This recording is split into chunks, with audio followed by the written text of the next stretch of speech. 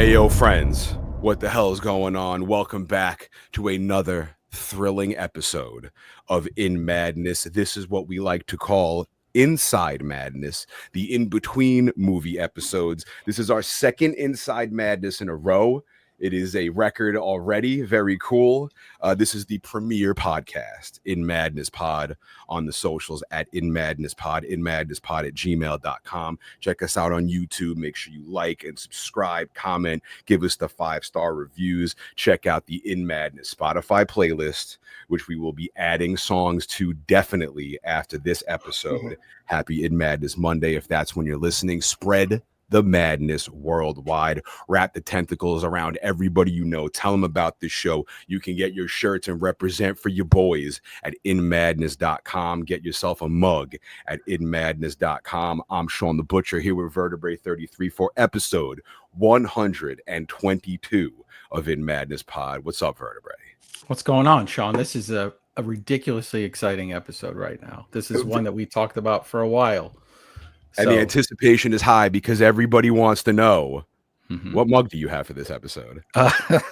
So I tried to figure out, and I have a million Star Wars mugs, and I was like, what would be Paul Tremblay's favorite Star Wars movie that wasn't Empire Strikes Back? Because probably everybody says Empire Strikes Back. And I was like, of the new ones, I was like, I'm going to guess Rogue One of the new films that came out. And I was like, that seems like it might fit. I could be wrong. But anyway, yeah, so I would say that's right, actually. Yeah. Our very special guest, multiple Bram Stoker award-winning author, Paul Tremblay, who you might know is the writer of Horror Movie, Head Full of Ghosts, Cabin at the End of the World, and many, many, many more, which Vertebrae was listing in a frenzy. Thank you very much, Paul, for joining us on the podcast, dude. Oh, thank you guys. It's a pleasure. Happy to be here. I wish I brought a cool mug. I just have a flowery glass. I wasn't even thinking. So we got to talk about the mug. You're a big Star Wars fan, Paul. I have to admit, I'm not a huge Star Wars. I mean, I like obviously I can't say the first, but the original three. Right. You know, it really kind of lost me with the Jar Jar Binks one, but I did like Rogue One. That's the Gareth Edwards one, right? Yes. Man, I really like Gareth's movies. Like even if it's just for a scene, like, that dude gets scale, like, you know, when the big, I forget what those things are called in the Star Wars, like not AT-ATs, but something like that, right? Mm-hmm. Yeah. When he does the Godzilla movies, I don't know. I dig his visual sort of sense when it gets to like big and small. But anyway, yeah. I mean, I usually wait till the end of the interview for this, but since you bring it up, okay. Are you a big Godzilla dude, Paul? Oh, please. Well, there's a YouTube component to this too, right? Yes, that's like the original, like 55 head of Godzilla, which some people think looks like a puppy, but I was like, no, it's the original Godzilla. He has it tattooed on his arm. My entire leg is a sleeve of Godzilla vs. King Ghidorah. Oh wow! No, and I got tons of Godzilla stuff. Look at this. This is already going phenomenal. What is it? What's your favorite? I mean, I guess the original 54 is your favorite. Yeah, you know, I have to admit, like, so as a kid, that's what I watched, all the like the Toho ones up through like the mid 70s. So like, I really didn't watch any of the 80s, 90s, and I should probably go back. You know, and I haven't seen Shin Godzilla. Obviously, I mean, Godzilla -1 is amazing. That's probably up there for my favorite. So it's probably the original.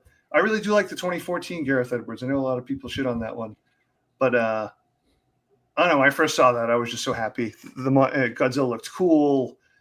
You know, again, I thought it was kind of smart not to always have him around, because I think the movie after that was just bad. Like, it was, even though there's way more monster fights, it was way too dark. It didn't make sense. But Godzilla guy. You said you didn't see Shin Godzilla? I have yet to see Shin Godzilla. I need to see it. Part of it was like, it looks so different than Godzilla. I was like, oh, that's not my Godzilla. But let me tell you, I have like 4 favorite Godzilla movies, and that's one of the 4. Okay. And Vertebrae and I were just speaking before we hit record. The 4K is coming out in theaters real soon. Oh, really? It's like the first weekend, my ass is going to be in that seat watching Shin Godzilla in 4K. It's so good. I saw it when it came out. I own it on DVD. Oh, wow. It's long, and there's a lot of like businessy stuff in the middle, but it's just so hilarious how you see like how a government reacts to a giant monster. Like, and it's like, well, whose department is this? And it's a lot of back and forth. It's like, if you work a corporate job, you know exactly how it is, but there's a giant monster running around Tokyo, Japan. So No, I that's do have great see to it. hear. I'm so happy you have toys readily available. Look at them. Look at that. Look at them. Smog Monster. Oh. Yeah. That is awesome. And one more. I mean, that's the cute Godzilla. Like, you know, the one that was fighting on the tail. Megalon. Megalon. Yes, the Megalon Yeah. Godzilla. Yeah. We covered Godzilla vs. Megalon on In Madness podcast. Make sure you check out that episode. So my fiance is a huge fan. She jumped on before and talked to you and said that she recommends your books to everyone. I was telling Vertebrae I have read Horror Movie. Very fun book. Thank you. And I did not tell Vertebrae this was going to be a surprise. Kind of like I did with our buddy John Langan when I blasted through The Fisherman right before the episode. Which is insane because you did that like not on the regular speed. You listened to The Fisherman on like accelerated speed. That's wild. I did the exact same thing with Head Full of Ghosts. Incredible book. I loved it. It was so much fun. And preparing for this interview, I was hit with like this wave of nostalgia, a memory that like I basically forgot. I remembered that I wanted to be an author when I was a kid because I read all the Goosebumps books and I wanted to be the next R.L. Stine. And I would write these little books. And I even remembered that I had one, like a little story published in Highlights magazine. You remember Highlights magazine? Oh, yeah, of course. Yeah. So, you know, it never panned out. I do writing for my job. I do a lot of writing there. I get to do a lot of cool creative writing, but in like short bursts, which I'm much better at than elongated stuff. But for you, like, what was that moment for you that you realized that you wanted to do this and your inspirations for that? Yeah, it's kind of weird. Like, I mean, I started thinking about thinking about writing way later, I think, than most folks. Because when I was growing up, a little bit older, when I was growing up, like I was a teenager in the 80s, and man, I wanted to be Larry Bird, but you know, I obviously wasn't good enough. So like a lot of my days were spent either shooting hoops in my backyard by myself, or watching movies on cable, or sitting with my parents' record player. They had big giant stereos, and I would just lay on the floor and have them tented over my head, you know, just listen to music. So music and movies were definitely like my first love. And I actually started off I was a math major in college. Anyway, so I've already made this way too long. But when I was about to graduate college, I ended up taking like a Lit 101 class just to fulfill a requirement. You know, and that class kind of blew my mind. I wasn't expecting it. And like we read some horror stories in there. And I just remember thinking, oh, I didn't know people wrote stuff like this. Then right after I graduated, my girlfriend, who's now my wife, bought me Stephen King's The Stand. And then when I went away to grad school for 2 years, doing the long distance relationship thing, you know, there wasn't a lot of time. You know, it's different than undergrad. There's a lot more partying, obviously. So in grad school, I had more time to read. So like I just read all the Stephen King and then like Clive Barker and other writers. And after those 2 years, like I was also trying to teach myself how to play guitar because I wanted to be a mediocre punk musician. That's all I ever wanted. But so I started messing around with music and writing in like my mid-20s, but I unfortunately figured out I was a better writer than musician. So I put more of my energies into that. I still play guitar though, but I'm a happy hack, but a hack. That's awesome. You know, jumping the Horror Movie. So I've always been a better book collector. Shawn knows this of me, than I am a book reader, right? I love buying books. I've bought books forever. And then I would go through periods of time in life where you have more time to read. And I think audiobooks, you know, if you have a long commute and stuff, opened it up to be like, okay, I can actually, there was a little while, I think in the beginning where I was sort of against that idea. Cause I was like, well, I got to sit down and actually read a book. You know, my father was an English teacher and it's like, no, you got to sit and read that book. Yeah. Somebody else is reading it to you. It's not the same thing. But then I was like, oh, this is really cool. And even recently just got a Kindle for my wife and daughter and been using that a little bit more. But the funny thing about Horror Movie is it hit me at a part where I was kind of in a little bit of a lull of reading. And this book comes out, and I think it comes out, it was June 11th. This comes out, and then Father's Day was June 16th. So this was my Father's Day gift from my wife and daughter. Oh, so and cool. I said, okay, we'll do that.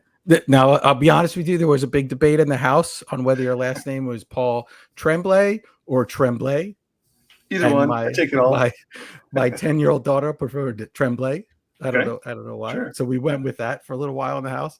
And I would sort of, without telling them, read it, almost every night and kind of like keep them up to tabs on things. Now, obviously, the book gets really rough Yeah. at the end, and I would kind of dip out on that part or whatever. But then that kind of snowballed after that, and it's like, okay, let me go back a little bit, and then I picked up like SST's your Paul Bearers Club version on SST. Oh, thank you. And I have waiting for me The Beast You Are, which I haven't read yet, which is sitting. I have them like right here, like sitting right there. Yeah, thank you. Short stories. Yeah. Yeah. And then I did Head Full of Ghosts like Shawn did on audiobook, but I didn't do it like a 1.9 or whatever Shawn probably was listening to. Yeah. Which makes that book would be even more disturbing, by the way. But we kind of do a book club on here now, and we had your buddy John Langan on. Yeah. And at the time I was reading Horror Movie, and I was about halfway through, and he kind of tells me, oh, like that book is messed up. Yeah. And I sort of wasn't ready for kind of how messed up it was going to get. But before we get to that specifically, so you're in this group, so it's kind of like I think I mentioned it to him, like it's you, probably Laird Barron, Stephen Graham Jones, Phil Percassi would probably put in that group, and a few others I probably didn't name. And it's like this kind of it's not new group of horror writers, but does this group have a name? Do you guys have like dream team meetings? No name, but like, it is cool. Like that some of these people are around my age, so it is really a lot of these Gen Xers. I mean, obviously there's millennials and stuff putting out books too, but you mentioned John. There's Sarah Langan too, Victor Laval, who lives in Queens or grew up in Queens. I think he might be elsewhere in the city now. And it's really and Stephen Grant Jones. Like all those people I mentioned, I've known for 20 years. I've known John for a little bit more than that, probably. So it's just been a lot of fun for like all these people who grew up with Stephen King, whether you're reading him or like I watched his movies before I started reading his books. Right. To be kind of like, we're King's kids. We obviously have other influences and stuff like that. But I mean, I think there's no question that King's work just looms so large and continues to loom so large. So I know it's kind of fun to see, I really, dig these, Gen X novels. Because I think they put like some really interesting twists and bring really interesting experiences to horror stories. That we hadn't seen until maybe, I won't say my books necessarily, but until the Gen Xers sort of took a swing at it. Yeah, and I think what's interesting is you tend to write things, horror movies like a story within a story. Yeah. And Paul Bearers Club has somebody with a memoir / novel, whatever you want to call it, and somebody else commenting on it as well. So it's like it's just a really unique take on it. And when you go into writing, are you thinking about the story first, or are you thinking I've got this take on this idea and do I have a story that fits it? Thank you. That's a great question. I mean, I think I've done both. Usually more like the take thing might be more for like short stories. Like I had the short story where when my kids were older, we adopted a dog like in 2016. And so like, we're all at school or at work and we, so we hired a dog walker to walk the dog a couple of days a week. And the dog walkers would leave these hilarious notes like, hey, Holly had a great walk today and she, loved cuddles afterwards. And then it would be like pee and poo, and there'd be a check or no check next to it. I felt like I was reading like daycare notes.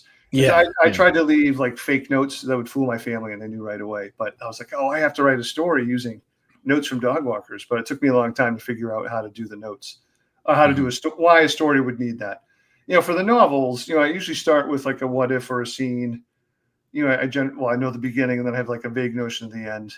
And sometimes like in horror movie, in horror movie, for those many people out there who haven't read it, it's about a movie that never made it to screen back in 1993, and the story bounces back and forth in time. But one of the other things that it does is I include the whole screenplay of the original movie in the book, and it was I love doing stories within stories, as you mentioned, or typographical tricks, but really, I don't want to do it just to be a trick. Like it has to be there for a reason. So Right. the screenplay thing happened. It was just, to me, it was a logic experiment. I was like, oh man, I want to talk about this movie that was made, but no one saw it. Like, I don't want to just tell the reader, hey, this is what happened in the movie. It's like, oh, I'll include the screenplay. That'll be a cool way for the reader to know, like, the original movie, and be able to compare what's going on now and all that stuff. So, I really try to make it story driven, if that makes sense. Even though like I'm definitely interested in like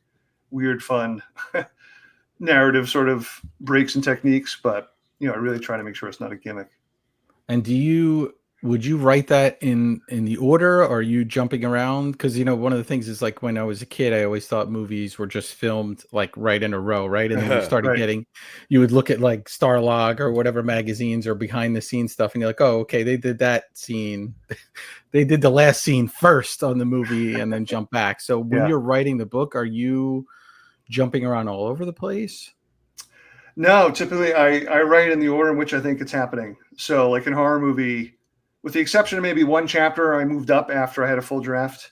Like the order in which you read it is the order in which I wrote it. And it was kind of a lot of fun to write that way, because it felt like natural sort of breaks for me. It's like, oh, I'd be writing the regular text and then, okay, here's the screenplay part. And then when I finished that would hopefully lead into the next text part. So I think I would have had a lot harder of a time writing the story around a full screenplay, if that makes sense. I kind of had to write it in pieces for myself. Yeah, it's just the way my brain works. Like I wish I could write faster and just like spit it all out and then sort of put it together afterwards, but I can't. Like I have to like go sort of like in the order I think that it's happening. Speaking of brains, Vertebrae and I often say that we share the same half of a brain. What the question you just asked, Paul, like what order he writes his books in, was literally my next question here. There you go. Yeah, we share half a brain. Yeah, I also miss the obvious softball. You guys shouldn't be the dream team. You should be the scream team. All right, enough cheese. So my fiance also wanted to ask. She says a lot of your books like involve paranormal, and she wants to know if you yourself are like a believer in the paranormal and aliens. And I personally want to know if you've ever watched the show Sightings before. Have I seen Sightings? I mean, I'm interested in that stuff, but like I'm a pretty much, well, let's say 98% of my waking time, I'm a skeptic, agnostic, don't believe in Bigfoot, don't think it's UFOs. I mean, I think there's life elsewhere in the universe, but I just don't think it's visited here. I would need way more proof. However, and I don't believe in ghosts, but I don't want to be proven wrong. So, if there's a haunted X mental institution, like I'm not going to stay overnight in there. No, yeah. Of course not. I'm a scaredy cat at heart. So yeah, like I say, I'm a non-believer, but like, if I wake up in the middle of the night after having like a demon or a monster nightmare, then, oh yeah, like I believe for that moment. And then the next morning I'm like, that was so stupid. So my friend, you mentioned Stephen Graham Jones, like we've done enough events together that he's so sick of that answer. He got angry with me and said, well, if you say you don't believe 98% of the time, does that mean you believe? And I was like, Stephen, turning math against me. So I'm sticking with my answer. Is there a math-based horror novel in the future? Because I wonder about that sometimes. I know I've yet to write one. I don't have like a math idea. Like some other writers have done some cool math stuff. Like Josh Malerman did a really fun short story where like math was illegal for an anthology. That was really cool. I just had a middle grade book come out, last week. So yeah, I mean, but it has nothing to do with math. But I mean, it did sort of my experiences teaching sort of leaked into it a little bit. The book I just finished now that I'm going to turn into my editor leans a little bit. I mean, there's definitely horror, but there's more science fiction in it. Kind of shits on AI too. So I don't know if that's math or not. crapping on You're right AI at to home. everybody. Perfect spot right here on In Yeah. Madness Pod, You're where we right at shit home all on this over AI, podcast. and then AI Yeah. somehow turns around and like screws up our equipment and our microphones, and we're like, it's AI. We know because we talk shit about it, and All now the time. it's screwing us up. So All the Yeah. now time. we And I talk had it shit on my about it, but list. then we say thank you, and we're sorry. We know it can hear us. Yeah, yeah. So I Talk had it too on my loud. list of questions, and I had told Shawn this before we jumped on. So it's obviously, as an artist, that's a big part of what's going on right now. As a writer, you know, everyone's dealing with this. And we're sort of like, they're always listening, right? Because these are in our pockets and they're wherever and everyone can hear you. So the other day I'm dropping my daughter off at camp and something came up and I said something about AI. And before she got out of the car, she just leans in and she said, Mommy said they're always listening. So be nice. And it was like, that actually was like, felt like a weird scene in a little horror movie, right? Like something's going to happen when I head out onto the highway or whatever. But yes, we have no love for AI. How is it affecting? Now you're a math teacher, so but you see it heavily, I'm sure, in schools as well as in the writing community. Yeah. Well, I mean, so in my math classroom, not as much. I mean, I'm sure kids, but like when they're taking quizzes and tests in my classroom, like there's, you know, they can't use anything. The phones are away. Like I make them put their phones up in like an apron. But it's made, you know, history, English, anything when there's essays, just a total shit show. So, well, in 2023, I joined. Really, it was the first lawsuit filed suing OpenAI, ChatGPT, and it was not me personally, but it was me and other writers as a class action lawsuit, you know, suing ChatGPT because they steal our books. They don't ask our permission. They just rip it right off of pirated websites. Don't pay us. Don't ask our permission. And so I was a part of that for 2 years, and just recently they consolidated all the cases into one. And for a variety of reasons, some of it my own mental health, because it was just getting overwhelming. Like I wasn't looking to step aside, but because they consolidated, there was an opportunity to be like, well, you have to sign this if you're going to continue on. And there was already like 10 other authors signed up. So I'm like, okay, you know what? I think I'm done. You know, but so that said, I actually now get to shit on AI more publicly and not have to worry about it appearing in court. Yeah. So no, it's definitely a concern. You know, frustrating. Well, I mean, there's so many frustrating parts. I would hope that, you know, people realize there is no way currently to ethically use any large language model or art generating AI because it's built off of stolen works and stuff it produces is really mediocre. You know, and if you want to call yourself a writer, you can't use AI. If you're using it, you're a scab. Yeah. I mean, And I know that's there's pretty been much all lots there is of to it. there's been recently some talk like online and some of the socials about people getting submissions. So they'll do short story calls and they'll get these submissions and they'll try to weed them out the best they can. But I don't know if I told Shawn this, but the other day there's online stuff where you can put artwork into the database and it'll tell you whether it's AI generated or not. So there's been this weird thing where illustrators and artists are sort of calling out other illustrators and artists and saying, oh, you used AI, but they really didn't. Right. So I was very curious. So I did a co-branded shirt with Terrifier. So I took my drawn piece and pumped it in there and it came back 99.9% that it was AI.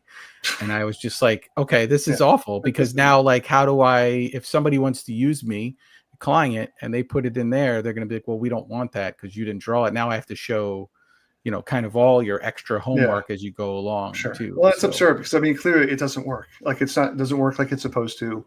And frankly, I think at the beginning, it's slightly different now. I think part of their strategy at the beginning was like, hey, we'll put this stuff out there and we're going to create this stuff to be able to identify it. You know, we'll sell that too. So it's all just like one big scam to make billionaires more money. I want to segue to movies because we talk, you know, the primary basis of our podcast is we'll do movies. We'll do part 1 and part 2, deep dive into the movie. And then we'll do these in between episodes, have people on, bands or authors on and stuff. But obviously you have some experience with Cabin at the End of the World being adapted. Right. I think John even mentioned it to us when he was on. And I've heard enough interviews with you where I'm like, I don't need to kind of drag you through that if you don't want to go through it. But you know, Shawn and I both saw the film. And heard all my fiance tells me is how great the book is and how fucked up the end of the movie is. Yeah. So no, I'm gonna definitely check out the book. Your soon. fiance rocks, by the way. Yeah. Yeah, I mean the movie. I mean, I like the movie. I don't like the ending because it does so radically change why I wrote the book, or the intent of the story. Mhm. But I mean, it was a really cool experience. It was really stressful too at times. Um, yeah, I mean, it's so strange, and like now that geez, it's been 2 years. Mhm. Every once in a while, I was like, oh yeah, that happened. I mean, that took over my life for such a you know, for a period of time, and then it goes away and you go on and you have to do stuff, Yeah. but no, I mean, like the actors were amazing. I really enjoyed meeting them. I thought they were great. M. Night was very nice on set. Um, the frustrating part to me was just the weird Hollywood machine behind it, where for the months leading up to the movie, they refused to acknowledge that it was the book that they were adapting. Yeah. Until the movie came out, and it was just very frustrating and didn't make any sense to me. So that being said, Yeah. if we go back to horror movie for a quick second, there is a scene in horror movie that would be just incredible on film, right? Oh, okay. Yeah, I thought you were going to talk about me making fun of directors and producers, No, but yeah, yes, let's go there. Yeah. that's in there as well. And obviously, I felt like that was kind of you being able to get some of that out, right? Oh, for sure. Those scenes in the book, but there is a scene in that book where it's like, okay, this is made to be in a movie. This scene, like it feels like it, and I don't want to give it away for anybody who hasn't read it. Yeah. Has anyone sniffed around that book and? Yeah. It's been optioned. I just can't say by who yet. And, we've been sort of asking for an announcement. And again, I don't understand Hollywood. I don't know why they can't announce it. Minor complaints because to me, it's a dream setup. I wish I could tell you more, but right at every level, producers, it's awesome. Studio, directors, screenwriters, it's a dream. It's a dream lineup. So I'm really, fingers crossed, hoping it works out. So excited. Can't wait to tell people. That's awesome. Now I have to be nervous about 2 adaptations, Shawn, because they're doing Incidents Around the House, the Josh Mallerman book as well. And I'm like, okay, where are they going to go with this? And they've already filmed that sucker. Have they filmed it already? Really? Wow. Or in the midst of it, because I know Josh was over in Ireland. He posted a whole bunch of pictures where he was on set. So cool. It might even be in post production at this point. So I don't know what that means for when it'll be out. But that's actively been filmed or being filmed. I did want to quickly bring up a Head Full of Ghosts. The blogger character who I love so much. I'm almost positive they make a Simpsons reference somewhere in there. Oh, I'm sure. Yeah. So I had to ask, are you also, as well as a Godzilla fanatic, are you as big a Simpsons fanatic? Oh, yeah. For sure. I mean, Simpsons seasons, 2 through 9? It's just a part. Good ones. Yeah, it's just a part of my vocabulary. Well, do you have a favorite episode, favorite quote? Oh, boy. There are so many.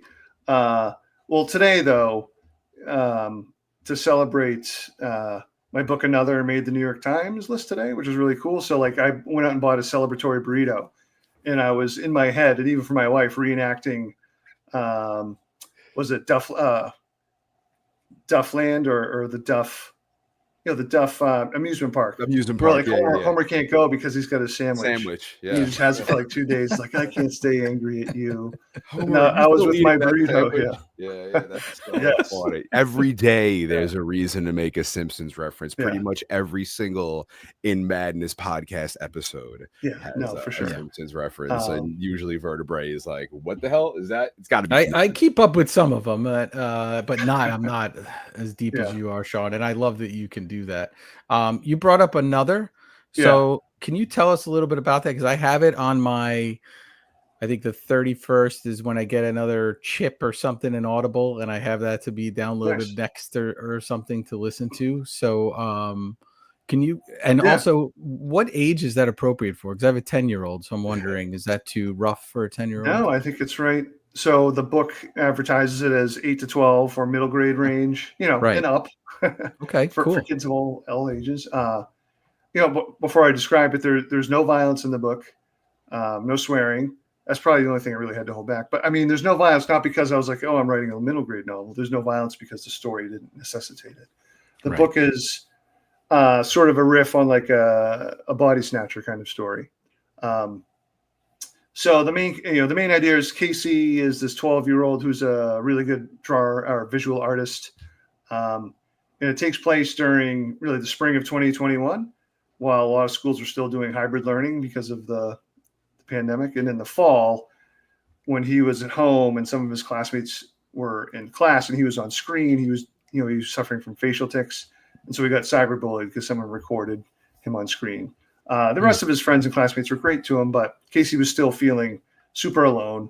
So anyway, that's where his mental state is it's school vacation week. He's feeling extra alone and isolated. And this weird old dude shows up at his house with a burlap sack saying, hey, I've got someone for Casey to meet. And inside the sack is this clay mannequin boy. And I say clay because the skin is malleable. When I say mannequin, it's because, he doesn't have like eyeballs or a mouth. He's got like a mannequin, like indentations for eyes and a ridge for a nose. But he's moving and he can like sculpt a smile on his face. And the longer that the clay kid stays over on sleepovers, the more he sort of starts to change. Creepy shit. Cool. Yeah, so that's another. And so it's funny, like I didn't like, so it's my first middle grade novel. I can't tell you if I'm going to write another one. I have no idea. I just happened to have the idea of this 12-year-old. And so when I was writing, I was like, oh, maybe this is middle grade. But I have no idea. I'm not an expert. I mean, I've read some middle grade, but not a ton. I don't know if this is the best way to do a career, but I joke, but it's not a joke. It's like, I just write the story as best as I can. Let other people figure out, you people figure out how to market it or who to sell it to. My job is just to write the best story I can. And honestly, that was the only way I could go about it. I think it would have been too overwhelming to be like, oh, I don't know what middle grade is. I'm going to have to read like, not that it's bad to have to read like thousands of books, but right. I don't know. It's just worked for me so far in my career to be like, hey, this is interesting. I want to write it. And then we'll figure out how to publish it after. What's your level of research when you go into these books? So if you're saying like, oh, I'm going to do a middle grade novel, should I catch up on other books of the same thing? Or when you're writing, and you're diving into stuff in the Paul Bearers Club, and obviously I think your level of research on bands and like Husker Du and stuff is coming straight from you. Oh yeah, that's just from me, and that's probably easier. But do you do a ton of research? Do you try to just get your ideas out and fill in bits in between? Probably more the latter. I mean, research is, I'll say, it's not an evil, but it's a necessary thing that you have to do. And I just don't feel comfortable doing it because I wasn't trained doing it. I wasn't an English major writing papers. I was a math major. So sometimes kicking and screaming, I go to do research, but I'll get it done. What's more fun, sometimes we were talking about audiobooks, is like a lot of times it works out that I do the research before and I didn't even know I needed to do it. Like so when I listen to audiobooks, especially when I was walking my dog, I tended to do more nonfiction because if my dog was doing something I wasn't paying attention, I feel like I didn't miss anything. I could just like catch up real easy. But if it was fiction, then it's harder. Like if I miss something, I have to go back. But anyway, so like once I listened to a book called Rabbit, A History on Rabies, while I was walking my little 15-pound dog. But then like a few years later, I was like, oh, I'm going to do this like weird zombie story. I was like, oh yeah, the rabies book. So I try to proactively get research done that way, more organically. But with another, there was some research, not a ton. I mean, a lot of it was just more my experience with my kids and me as a teacher. The one fun bit of research, though, was a problem. As someone of a certain age, is like, okay, the mom at the beginning of the book buys a rotary phone. She buys it from an antique store. So I was like, oh crap, and the phone becomes important in the book. It's like how do I describe what a rotary phone is to to 8 to 12-year-olds. So actually, I went on YouTube. There's videos of parents like being mean to their kids by sticking a rotary phone in front of them and timing how long it takes for them to make a phone call.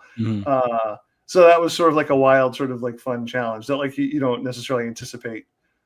Certainly not adult fiction side. Like, yeah, it's a rotary phone. I don't know. Yeah, there is nothing that Vertebrae loves more than investigaty bits. I do. All I the like parts of the indie movies stuff. when they're doing research and they're going through the books and the music is fast paced and there's that montage of like they're thinking and they're solving. Like Vertebrae is Always. just all he's sweating. Yeah. Like he loves that Yeah. shit. I mean, I have plenty of writer friends who love research. Like that's why they write, because it's an excuse for them to do research, and that's just not me, unfortunately. I mean, stuff's interesting, obviously, but yeah. I thought you were going to say, Sean, that he has a love of rotary phones, and I was going to put Yeah, I that was in. like, yeah, Right, right. what the hell are Wow, you he has a talking massive about? collection of rotary. Besides mugs and records and books, he collects rotary rotary. I phones. do have a rotary phone, though. I think you know that, Sean, right? You So have in a the basement rotary? of my house now, we moved in. Yeah. It works. 12, 13 years ago, we bought this house. It was plugged in the basement. And it worked. So the first thing I did was like call my parents and be like, "Hey, I just called you from a rotary phone again." It took me like a half hour to get through the number, but like here I am, and it still works. It's like the yellow looking. Well, you know, we all know it. It doesn't have this fancy shoulder piece that some people, some of the like my mom had one of Oh those. God, yeah. On the phone and like baking and cooking at the same Ironing. time. Yeah. So every kid's messing around with that phone.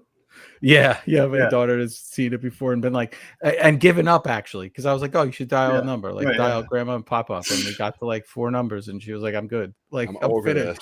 this. I'm over this. I can tap your phone and get them in 2 seconds." Well, I just did a wild experiment, partly because I saw, like, we did a family vacation where like 15 of us rented a place. It was a lot of fun, so like extended family. But like when when we adults tell a story, like, "Oh, I'm on the phone, like, can you do this as your symbol for talking on the phone?" And someone was like, "Yeah, try that with like a 10-year-old or something, because they're not going to do this thing." Yeah. And so like a week later, I said, "Hey, someone I went to college with, their daughter was in. She was like 10. I was like, "Hey, mime or pretend you're talking on the phone." And she just went like this, not even like up against her cheek. She had to hold it out like here, like she's talking. This is the new phone signal. What? That's messed up, man. That's messed Well, up. everyone still does the rolling down of the window, right? Yeah. That's what you do. Do Like they? roll I your think- window down. You do that, but I think nobody at a does certain that. age, maybe, I don't know. I bet you if you ask like a 10-year-old, they'd be like, roll your window Yeah. down. They do this. Yeah.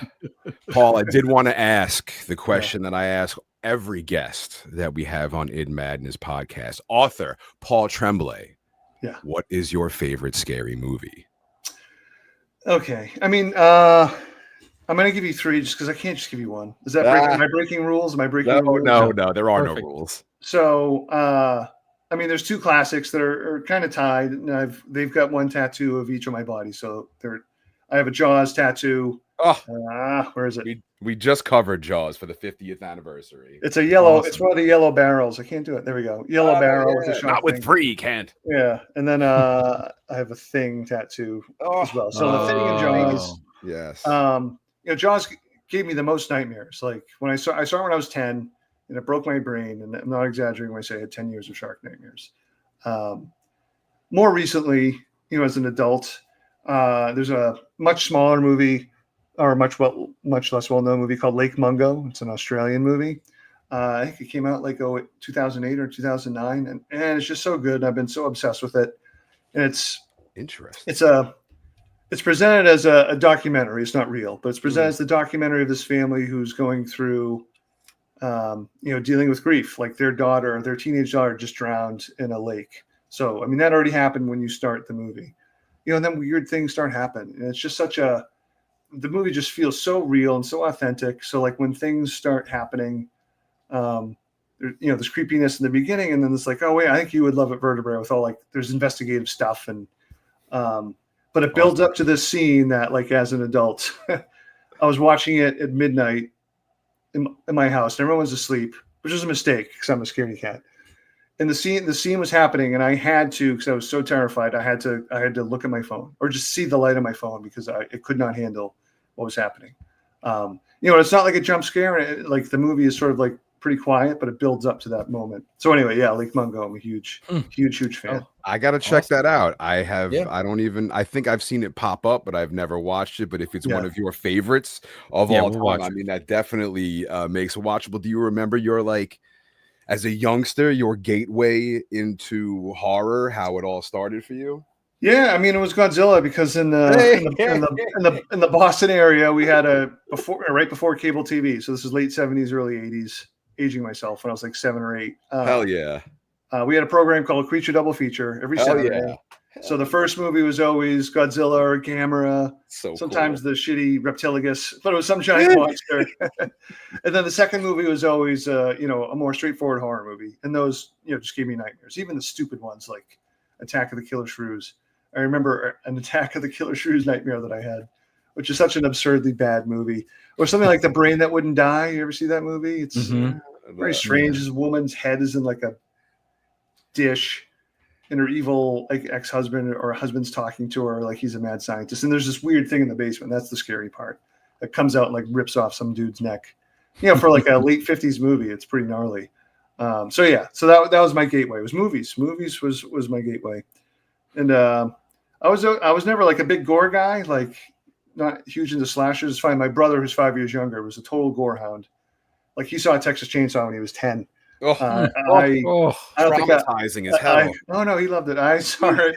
I didn't have the courage to see it until like my late 30s, early 40s. But I mean, I love the movie. It's, it's a masterpiece. Now that I realize, because the title is just so like it's such a reputation.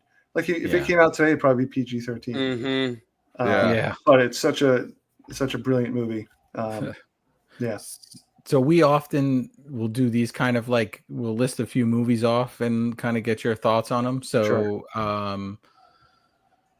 One of the ones when you're talking about watching movies by yourself in the room, the one when Shawn and I did it last Christmas for our Christmas episode, and we did The Exorcist. And that movie very, very easily can put both Shawn and I in a weird mindset. And I had a weird thing where the Blu-ray case fell off like my TV stand, even though I didn't touch it. And just probably I was wrapping presents while Reagan was smashing herself with a crucifix. It was Merry Christmas. Two completely contrasting things happening and I was like, this fucking podcast, man. This is what we do. Yeah.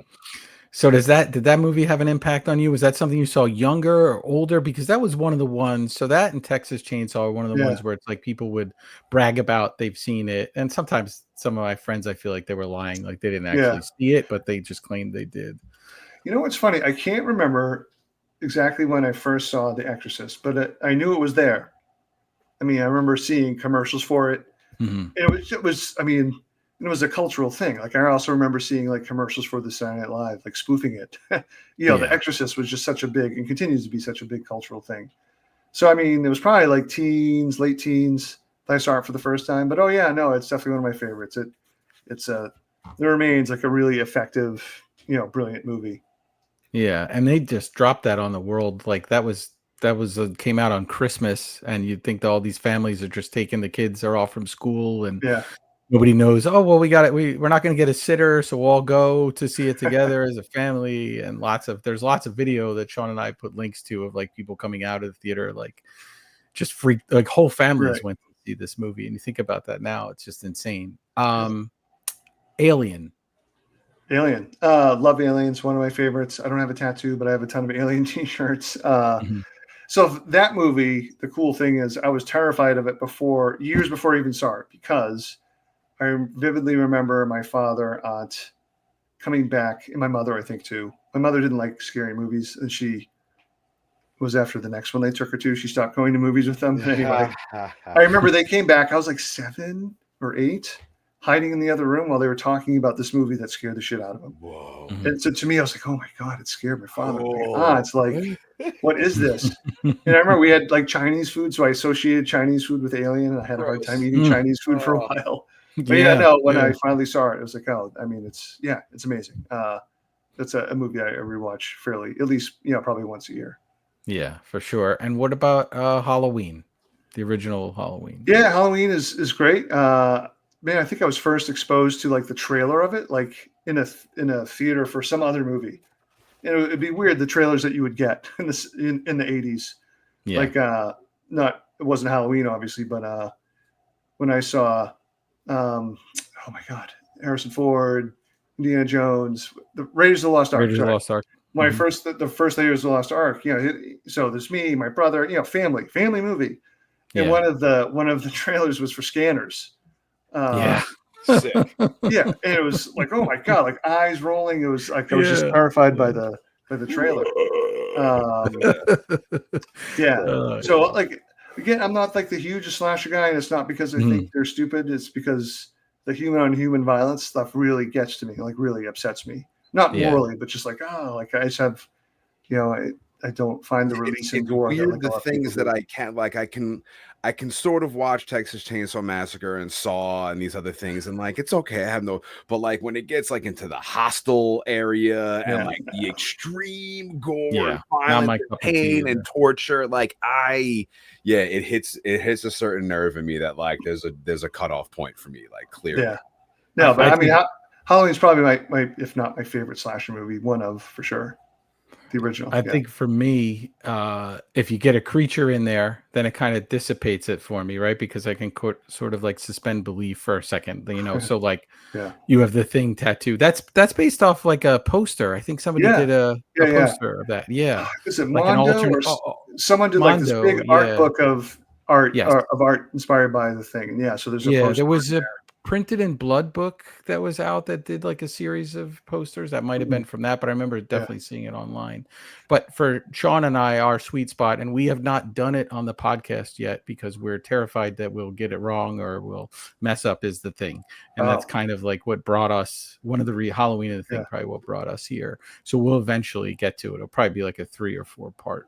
But it's funny, that movie for me, and I don't know when you saw it, Paul, but like, I didn't see it when it came out. I saw it when I got older. I was probably seeing E.T. when it came out, like everyone else, and then you sort of discover it later on. So you obviously have a it deep was on connection. TV in the, probably the mid 80s, for sure. No, such a great movie. Earlier we were talking about Ozzy Osbourne. I want to shout out Ozzy, rest in peace. I must know, you said you play guitar. Yeah. What music are you listening to? Does any music inspire you when you're writing? Are you listening to music when you're writing, or is it too much going on? Sure. What is like your musical influence for for what you do? Oh, I mean, yeah, I love music. It's, such a part of my life. It was really sort of my first love. Like I said, I tried to become a musician. I didn't try very hard. Like I learned how to play guitar, but this is gonna sound lame. But for me, one of the big hurdles was like all the equipment. It's like, oh, You ever jam I with thought a you could just band? like plug in. Yeah, I mean, I recorded like 4-track songs with like a drummer, not like a full band. In sense that we've done like faculty bands at my school, like talent show stuff. And those were kind of fun. A couple of years we did For Whom the Bell Tolls, because our physicist is a drummer and a huge Metallica fan. So for me, I was more. I mean, there's definitely crossover with metal, but I guess more, sort of punk, indie stuff. I have a Husker Du tattoo. That's my favorite band. But so music wise, yeah, like I lyrics, actually so many of a lot of my short story titles, even my novel titles, come from music or inspired by music. So A Head Full of Ghosts, when I had the idea for that book, I was listening to Bad Religion's, at the time, new record, True North. And on that record was the song My Head is Full of Ghosts, which is a great song. Similarly with, I'm trying to think of another movie, like Survivor Song. No, my brain just isn't working. But yeah, I mean, and countless short stories that I've used, song titles. So, well, we do have the In Madness Spotify playlist. There's about 200 songs on there right now. Every single time we do an episode, Vertebrae and I come up with some song that associates to the movie somehow. So nice. What song, whether it's Husker Du or anybody you want, what song would you like to add to the In Madness Spotify playlist? Oh, I wish I had more time to prepare. But how about this? Because, in honor of Ozzy, today, actually, I was just looking up some covers after listening to Black Sabbath, but Soundgarden's cover of Into the Void is fucking amazing. Oh, perfect. So good. Cool. Yeah. So cool. Did you hear, and like I'm just thinking of it right now because it's been playing nonstop since it happened. Did you see any of the live footage from the final concert that they did? I haven't. I've heard some audio, but I haven't watched. There's this artist, Youngblood, who I don't even know. He's not like a metal dude. He's like this alt artist or whatever, but he covered the song Changes.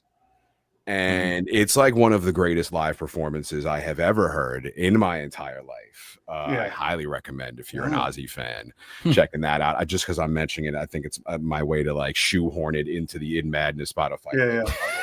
Well, one more like maybe under listened or underrated cover, because the band is not a huge band. It's like a Boston band called Cave In. Oh, of course. Oh yeah, of course. Yep. Okay, but they did a cover of NIB. That's amazing. Yes. It is so good. Oh, we'll add that for sure. Yeah. Absolutely. Look at all these additions to the In Madness Spotify playlist. Make sure you search it on all streaming platforms. Do you have any Helmet on that playlist? We have the Helmet, I think, House of Pain from the Judgment Night soundtrack. So with music, I do want to mention, so like I've been so like super lucky that, the books have sold and done well. Like one of the coolest things I've been able to do with my books is I've been able to approach like some of my favorite musicians, like with the books kind of thing, and, become like friendly with a whole bunch. And like Page Hamilton of Hamlet was the first. He was a big reader, super nice guy. It's out of print now, but I named a short story collection that I wrote with a small publisher. In the meantime, obviously after the Helmet record. And Page is a super cool guy. He's given me a bunch of tickets to his shows and hung out and stuff. And same with, I feel like I'm just dropping names, but like I am, but in a fan way. But like, Neil Fallon from Clutch is a super nice guy. Oh, nice. Awesome. Yeah. So, I mean, it's just been like a cool thing to find like so many of these musicians that are, they like to read. They got a lot of time on the road, man. Yeah. And they've been super cool. You know what? That made me think, Shawn, one of my weirdest shows I ever went to was I saw Marilyn Manson, and Helmet opened up for Marilyn Manson, and I saw it down in Georgia. I was visiting a friend of mine, and it was just this weird show with all these kids in heavy goth makeup, with thick Southern accents, and like a mix of that and kind of like good old boy Southern guys. And then like Helmet comes on in that crowd. And it was just so weird because like this kind of little pit forms, and my friend and I are right near it, but other people around us kind of don't know how to deal with it. And it was like, and I always wondered about that tour. Obviously you're not going to say no to that tour for exposure wise. And it is cool to have an opening act that's so different, but at least for that night, it was like, wow, like a wall just hit, and everybody was like, I don't understand what's going on, right now. But that was a wild show. Yeah, Page is a road warrior. He's always on the road, always playing shows. Always has been. Yeah. I have one more book question for you, and we won't keep you too much longer. But I got through NetGalley, I got kind of advanced the copy, and I've been reading on the Kindle of Why I Love Horror. Oh yeah. And I don't want you to give away the way your section is set up, because when I got to it, I was like, oh wow, like this is so cool. And I didn't talk to Shawn about it before, but it comes out in September, and it's just a really cool book of essays of horror authors and there's fantastic introductions in the beginning to each section and kind of a gateway to people. But what a fantastic read that book is, and I loved your contribution. Oh, thank you. I really appreciate it. Yeah, I mean, not a huge spoiler, but like the fun thing they let me do is when I was writing, I was like, oh, it'd be really cool if I had my daughter, who's a visual artist. She's a sophomore in college, and she's a visual artist. That's her major, and she's an amateur tattooist. She actually did the Husker Du tattoo on my arm. Cool. It was a very strange experience getting a tattoo in my daughter's bedroom.